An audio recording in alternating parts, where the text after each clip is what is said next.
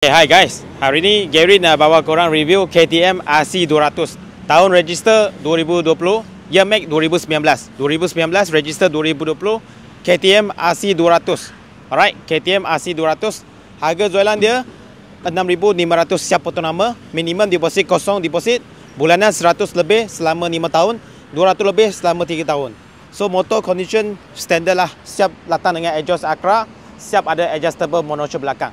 So apa lagi guys, kita tengok. First windshield original lah. Windshield original, nombor pun lawa 1499. Ini dia punya lampu LED dengan daylight dia, LED. Alright, so tayar depan pakai size 110, 70, 17. Pakai tayar Masis Lyman depan. Alright, so cover original, warna original. Rear CNC adjustable KTM. Handle grip CNC adjustable, handle grip CNC KTM. Alright, so Acropovic slip-on exhaust pakai Acropovic punya. Also monoshock belakang adjustable punya, ada gas punya, gas dekat sebelah. So tayar belakang pakai tayar Michelin. Okay, tayar belakang pakai tayar Michelin 140 70 17.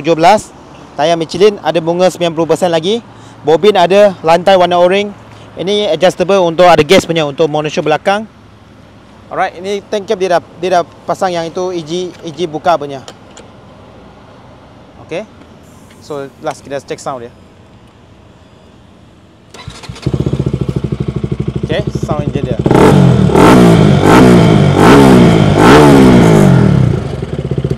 Alright, so mampu milih punya motor. Tahun 2019, register 2020, KTM RC200, siap original, barang standard lah. Okay, farang complete standard, siap exhaust Acra, adjustable monoshock, ada gas punya.